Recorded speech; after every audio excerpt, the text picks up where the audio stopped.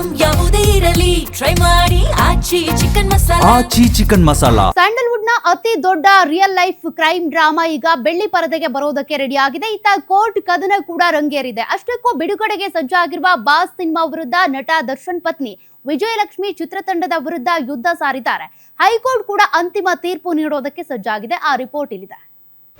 ರೇಣುಕಾಸ್ವಾಮಿ ಕೊಲೆ ಪ್ರಕರಣದಲ್ಲಿ ಜೈಲು ಪಾಲಾಗಿರುವ ನಟ ದರ್ಶನ್ ಸುತ್ತಲಿನ ವಿವಾದಗಳು ಸದ್ಯಕ್ಕೆ ಮುಗಿಯುವಂತೆ ಕಾಣ್ತಾ ಇಲ್ಲ.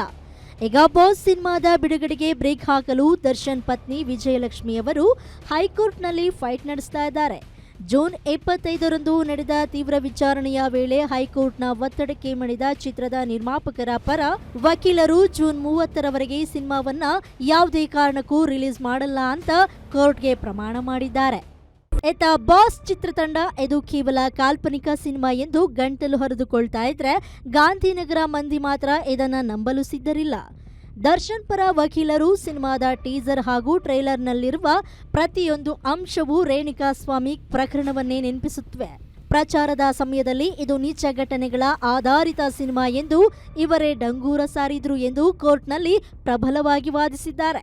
ಏನೇ ಇರಲಿ, ಬಾಸ್ ಸಿನಿಮಾದ ಟೀಸರ್ ಅಕ್ಷರಶಃ ಸೋಷಿಯಲ್ ಮೀಡಿಯಾದಲ್ಲಿ ಧೂಳು ಎಬ್ಬಿಸ್ತಾ ಇದೆ. ಮುಖ್ಯವಾಗಿ ಟೀಸರ್ನಲ್ಲಿ ಬರುವ ಮೋರಿಯಲ್ಲಿ ಶವ ಸಿಗುವ ದೃಶ್ಯ, ಎಮೋಷನಲ್ ಡೈಲಾಗ್ಗಳು ಮತ್ತು ಲಾರಿ ಚಕ್ರದ ಬಳಿ ನಡೆಯುವ ಫೈಟಿಂಗ್ ಸೀನ್ಸ್ಗಳು ರಿಯಲ್ ಲೈಫ್ ಘಟನೆಗಳನ್ನೇ ನೆನಪಿಸುತ್ತವೆ.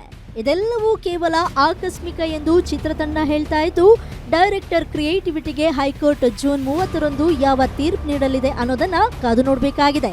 ಕೀರ್ತಿ Patil, film bureau, guarantee news.